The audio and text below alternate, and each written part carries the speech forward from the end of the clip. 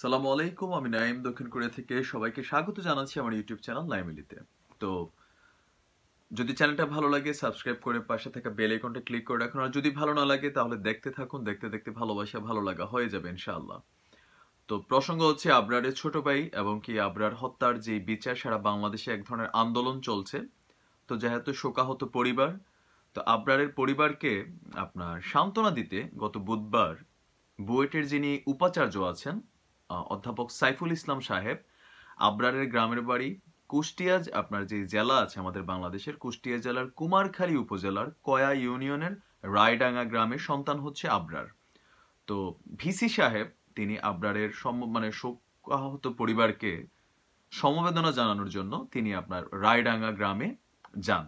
তো তারই যাবার খবর আগে থেকেই ওই গ্রামের মানুষ পেয়ে গিয়েছিল, কারণ হচ্ছে যখন একজন ভিসি বুয়েটের যাচ্ছেন তখন সেখানের স্থানীয় পুলিশ প্রশাসন থেকে শুরু করে সকল মানুষ বিষয়টা জানতো, এমনকি তার সিকিউরিটির একটা ব্যাপার ছিল। তো এই খবর পেয়ে আপনার উত্তপ্ত যে রায়ডাঙ্গার গ্রামবাসী তারা আপনার রাস্তা ব্লক করে রাখে। তো এর মাঝেই আপনার পুলিশের নিরাপত্তায় প্লাস স্থানীয় ছাত্রলীগের নিরাপত্তায় তিনি আবরারে কবর পর্যন্ত যান। যাওয়ার পরে তিনি সেখানে মোনাজাত করেন। মোনাজাত করার পরে তিনি তার পরিবারের সাথে দেখা করতে গেলে আপনার সেখানে উত্তপ্ত বা কি বলে গ্রামবাসী খুব রাগের মাথায় তারা আসলে তাকে তার পরিবারের সাথে দেখা করতে দেয়নি। তবে আবরারের ছোট ভাই আবরার ফাহাদ, যে নিহত হয়েছে ছেলেটা, তার ছোট ভাই আবরার ফাইয়াজ, তাকে ভিসি সাহেবের সাথে দেখার সুযোগ হয়। তো আবরার ফাইয়াজ স্বাভাবিকভাবেই তার বড় ভাই মারা গিয়েছে, হত্যা হয়েছে। তো সে ভিসি সাহেবের কাছে জানতে চায় যে আমার ভাইয়ের আসলে যারা হত্যা করেছে তাদের সবাইকে কেন ধরা হয়নি সিসিটিভি ফুটেজ থেকে, বা তার যে ছোট মানুষ তার রাগের বা ক্ষোভের বিষয়টা সে ভিসি সাহেবের সামনে উপস্থাপন করে। তো ভিসি সাহেব আসলে কোনো প্রকার উত্তর দিতে পারেননি, তিনি নিশ্চুপ ছিলেন। নিশ্চুপ থেকে গ্রামবাসীর এই যে সিচুয়েশন তিনি ভয় পেয়ে আপনার সেখান থেকে তিনি চলে আসতে চেষ্টা করেন। তো গ্রামবাসী সেখানে অনেকটা বাধা দিলে আপনার তারপরে পুলিশের নিরাপত্তায় তাকে ফিরিয়ে নেওয়া হয়। তো ওই সময়ে আপনার ওই যে কুষ্টিয়ার যিনি কি বল অতিরিক্ত পুলিশ সুপার যিনি আছেন মোহাম্মদ মোস্তাফিজুর রহমান সাহেব, তিনি এই খবর হচ্ছে দৈনিক যুগান্তরের, যদি ভুল হয় এটা তাদের হবে। সেখানে আবরার ফাইয়াজ বলেছে সাংবাদিকদেরকে যে এই যে পুলিশ সুপার ছিলেন, অতিরিক্ত পুলিশ সুপার, তিনি আবরার ফাইয়াজের বুকের মধ্যে প্রচন্ড জোরে ধাক্কা দেয়, এমনকি তাকে আপনার প্রহার করে। তার সামনে স্বয়ং যিনি এসপি সাহেব তিনি তাকে মেরেছেন, আর সাথে থাকা পুলিশও তার উপরে অত্যাচার করেছে। ইভেন আপনার এই আন্দোলনের সাথে নিহত আবরার ফাহাদের মামাতো ভাবি তমা, তিনি আপনার ওই সময় ওইখানে উপস্থিত ছিলেন। তো ভিসি সাহেব যাওয়ার পরে গ্রামবাসীর সাথে আপনার এই পুলিশের এক ধরনের ধাওয়া পাল্টা ধাওয়া আপনার শুরু হয়। তো ওই ধাওয়া পাল্টা ধাওয়ার মাঝে আপনার যারা নেতৃত্ব দিচ্ছিলেন ওই আন্দোলনটাকে, সেখানে যে তমা যিনি মানে নিহত আবরার ফাহাদের ভাবি, তাকেও আসলে মহিলা পুলিশরা যথেষ্ট পিটায়, এমনকি তিনি খুব অসুস্থ হয়ে আপনার রক্তাক্ত হন। পরে তাকে কুমারখালী হসপিটালে ভর্তি করা হয়েছে, তিনি এই মুহূর্তে সেখানে চিকিৎসাধীন আছেন। খবর হচ্ছে গতকাল বুধবার বিকেল 4টার। এখন প্রশ্ন হচ্ছে যে মানে এটা গত বুধবারের খবরটা আর কি, আপনারা যেটা জানেন। এখন প্রশ্ন হলো যে এই মুহূর্তে পুলিশ বাহিনী আমাদের বাংলাদেশের বিচক্ষণ, চৌকস, যথেষ্ট পরিশ্রমী, যথেষ্ট মেধাবী, সৎ, মাঝে মাঝে কিছু আছে দুর্নীতিবাজ পুলিশ কর্মকর্তা যারা ঘুষ খায়, যারা দেশকে আসলে গোপনে গোপনে কালোবাজারি মাফিয়াদের কাছে বিক্রি করে, যারা টাকার বিনিময়ে দেশে নানান ধরনের অপকর্মের জন্ম দেয়, ভালো মানুষকেও ফাঁসাই দেয়। তাদের সংখ্যা কম, তবে বেশিরভাগই ভালো মানুষের সংখ্যা হিসেবে আমি বিশ্বাস করতে চাই, কারণ আমার পরিবারের মধ্যে 3জন পুলিশ আছে। সো এই যারা পুলিশ বাহিনীতে আছে নিশ্চয় আমার অথবা আপনার পরিবারের কেউ না কেউ। তো সবাই তো নিশ্চয় করাপ্টেড না, কিছু করাপ্টেড অফিসার আছে। এখন কিছু কিছু সিচুয়েশনে মানুষকে ধৈর্য ধারণ করতে হয়। এখন যিনি একজন পুলিশ সুপার আছেন মোস্তাফিজুর রহমান আবরারের ভাই, তার এই মুহূর্তে সেন্টিমেন্টটা খুব বেশি স্ট্রং থাকবে, এটা খুবই স্বাভাবিক। আবরারের ভাইয়ের আপনার সেন্টিমেন্টটা খুব বেশি স্ট্রং থাকবে, সেটা আমারও হয়তো, আমার যদি ভাইকে কেউ মেরে ফেলতো, এটা সবার খুবই স্বাভাবিক, এটা হবেই। কিন্তু সমস্যা হচ্ছে যে এই মুহূর্তে পুলিশের আচরণটা কতটুকু হওয়া উচিত। আমি একটা জিনিস খেয়াল করেছি যে আমাদের পুলিশ বাহিনী যথেষ্ট চৌকস হওয়ার পরেও আবরারের ভাইকে যখন হত্যা করা হয়, মানে ফাইয়াজের ভাইকে আবরার ফাহাদকে, দুজনের নিকনেম হচ্ছে কিন্তু আবরার, একজনের নাম হচ্ছে ফাহাদ আর একজনের হচ্ছে ফাইয়াজ, তো আমি ফাহাদ হিসেবে বলি। ফাহাদকে যখন হত্যা করা হয় সেইখানে যেই পুলিশ বাহিনী গিয়েছিল প্রথমে খবর পেয়ে, ছাত্রলীগের একজন নেতার ভয়ে তারা অভ্যর্থনা কক্ষে 2-1 ঘন্টা বৈশা থেকে বের হয়ে গেল, তখন আসলে তাদের এই যে দায়িত্ববোধ, এই যে একটা মানে তখন এটা কোথায় ছিল? প্রধানমন্ত্রী শেখ হাসিনা সেটা বলেছেন যে 3 ঘন্টা কেন পুলিশ বসে ছিল।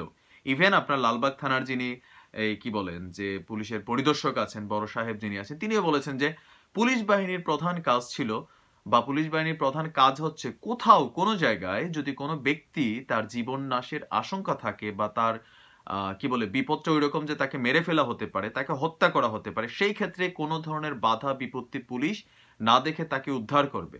কিন্তু দুর্ভাগ্যজনক হলে সত্য, যখনই কোনো ঘটনায় ক্ষমতাসীন দল, এবার আওয়ামী লীগ থাকুক বিএনপি থাকুক, যেই সরকার ক্ষমতায় থাকে তাদের নেতা কর্মীরা, মানে আমরা ছবিতে দেখছি না এই যে ছোট ছোট নেতারা পুলিশের ধমকি দেয়, এটা কিন্তু বাস্তব, হয়তো আমাদের সামনে দিচ্ছে না, বাট ঘটনাগুলো যখন পত্রিকায় আসে আপনি একটু কল্পনাগুলো বিষয়টা এমনই মনে হয়, এমনই মনে হয়।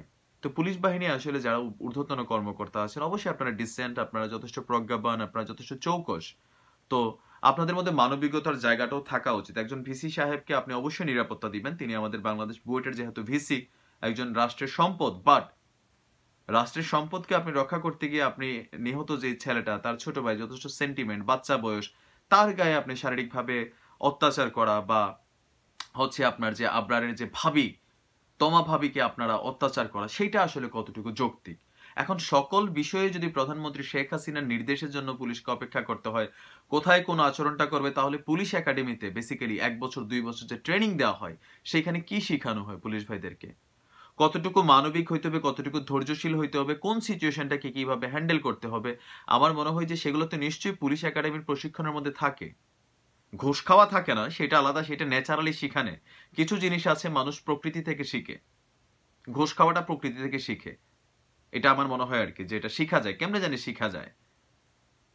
এখন প্রধানমন্ত্রী শেখ হাসিনা সবার উদ্দেশ্যে আরেকটা কথা বলেছেন, আমার মনে হয় যে এই বিষয়টা আমাদেরও একটু মাথায় রাখা উচিত, যে কোনো ঘটনা যখন ঘটে সেটার জন্য অবশ্যই আন্দোলন করবে। সারা বাংলাদেশের ছাত্ররা আবরারের পাশে এসে দাঁড়িয়েছে, ভালো জিনিস, বাট এখানে একটা জিনিস খেয়াল রাখতে হবে যে আবরারের এই আন্দোলনে যাতে আবার নতুন কোনো ক্রাইম ক্রিয়েট না হয়, যে একটা আন্দোলনকে আমরা আসলে অধিকার আদায় করতে গিয়ে আমরা যাতে অন্য আর একটা ক্রাইমের দিকে জড়িয়ে না পড়ি। আন্দোলনগুলো হোক, তবে এগুলা যেন রাষ্ট্রীয় কোনো সম্পদ বা কোনো ব্যক্তি মালিকানা প্রতিষ্ঠান, গাড়ি ঘোড়া এগুলাতে ভাঙচুর এরকম যাতে কিছু না হয়।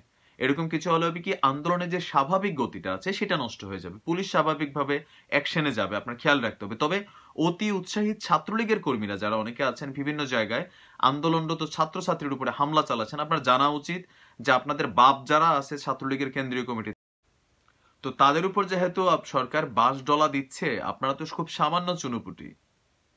ইভেন এমনও হতে পারে যে ছাত্রলীগের রাজনীতি বন্ধ করে দেওয়া হতে পারে, আপনাদের এটা মাথায় রাখা উচিত। সারা বাংলাদেশের ছাত্রলীগের কাজ হচ্ছে ছাত্রদের পাশে দাঁড়ানো, আন্দোলনরত ছাত্রছাত্রীদের হাতকে আপনারা শক্তিশালী করবেন, ছাত্রলীগ সম্পর্কে মানুষের পজিটিভ ধারণা হবে। ছাত্রলীগের একটা অংশ একটা দুর্নীতি করছে, সেটার জন্য যদি সারা বাংলাদেশের ছাত্রলীগ সারা বাংলাদেশে আন্দোলনরত ছাত্রছাত্রীদের উপরে ঝাঁপাইয়া পড়েন হায়নার মতন, তাহলে বঙ্গবন্ধুর আদর্শ আপনার বুকে নাই, আপনি ধান্দাবাজিতে ব্যস্ত ভাই। সারা বাংলাদেশে ছাত্রলীগ যেটা করছে সেটা অপকর্ম, সেটাকে যারা সাপোর্ট করে, আমি দেখেছি ফেসবুকে অনেক ছাত্রলীগের ভাইরা আবরার ফাহাদের পরিবারের পাশে, ইভেন তারা সেই যারা অন্যায়টা করেছে, হত্যা করেছে, তাদের বিচারের জন্য সবাই একরত।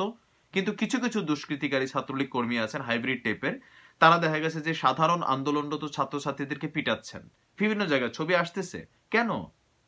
তার মানে হচ্ছে কি, আপনি অল্টারনেটিভলি পরোক্ষভাবে ছাত্রলীগের যেই বুয়েট শাখা কর্মী যারা আছে তাদেরকে আপনারা সাপোর্ট করছেন। আপনারা কোন আন্দোলনকে থামাতে চাচ্ছেন? ভাই আপনার বোঝা উচিত যে কোন ব্যাপারগুলোতে আপনি ছাত্রদের উপরে আক্রমণ করবেন, কোনটাতে করবেন না। এটা এমন একটা ইস্যু, এটাতে প্রতিটা ছাত্র, বাংলাদেশে যারা ছাত্র না আছে সবাই এটার ব্যাপারে কথা বলবে।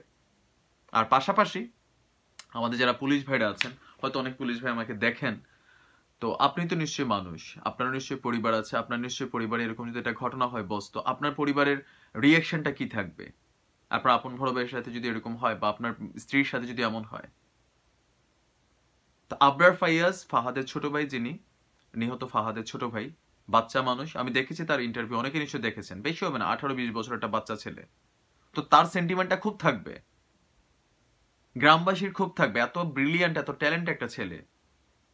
তো সেই ক্ষেত্রে আপনারা পুলিশ বাহিনীরা যারা আছেন তারা যদি ধৈর্যের পরিচয় না দেন, তাহলে আসলে সেখানে পুলিশ বাহিনী আবারও মানুষের কাছে প্রশ্নের সম্মুখীন হবে। তবে হ্যাঁ, যদি কোথাও কোনো সন্ত্রাসী কর্মকাণ্ড চলে, আন্দোলনের নামে ভাঙচুর, জ্বালাও পোড়াও, কোনো শিক্ষা প্রতিষ্ঠান, ব্যবসা প্রতিষ্ঠান আপনার যদি মানে আক্রান্ত হয়, কোনো সম্পদ ক্ষতিগ্রস্ত হয় রাষ্ট্রের, সেই ক্ষেত্রে অবশ্যই পুলিশের দায়িত্ব হচ্ছে রাষ্ট্রের সম্পদকে রক্ষা করা। তবে তার মানে এই না যে ইচ্ছে মতো পিটাইয়া রক্তাক্ত কইরা, ক্ষমতা আছে হাতে, আপনার হাতে পুলিশের ডান্ডা আছে, আপনি সেটাকে ইচ্ছে মতো ব্যবহার করবেন। আপনিও তো মানুষ ভাই, আপনিও তো মানুষ।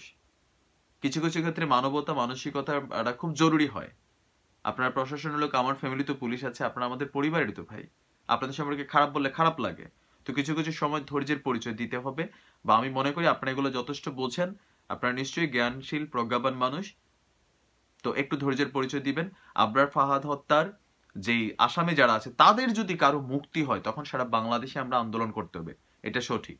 এখন এই মুহূর্তে আন্দোলনটা যাতে কোনো ভয়ঙ্কর দিকে না যায়, যেহেতু প্রধানমন্ত্রী শেখ হাসিনা আশ্বাস দিয়েছেন, আমাদের একটু ওয়েট করা উচিত, দেখা যাক আসলে ঘটনা কোথায় যায়। তো আজ এই পর্যন্তই, ভালো কিছুর প্রত্যাশায় রইলাম। ভালো থাকবেন, সুস্থ থাকবেন। আসসালামু আলাইকুম।